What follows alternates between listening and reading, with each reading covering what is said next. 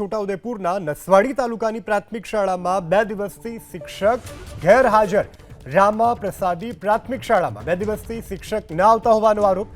ગ્રામજનોએ જાતે જ વિડીયો બનાવી ગાંધીનગર સુધી રજૂઆત કરી। 53 વિદ્યાર્થીની સંખ્યાવાળી શાળામાં એક જ શિક્ષક છતાં 2 દિવસથી ગેરહાજર। આદિવાસી બાળકોને ભણવું છે પણ શિક્ષકના કારણે અભ્યાસથી વંચિત રહેવાનો આરોપ। નસવાડી તાલુકા પ્રાથમિક શિક્ષણ અધિકારીએ શિક્ષકને ફટકારી નોટિસ। ગેરહાજર શિક્ષકને શોકોઝ નોટિસ ફટકારી પૂછાયો ખુલાસો। છોટાઉદેપુરના નસવાડી તાલુકાની પ્રાથમિક શાળામાં 2 દિવસથી શિક્ષક ગેરહાજર।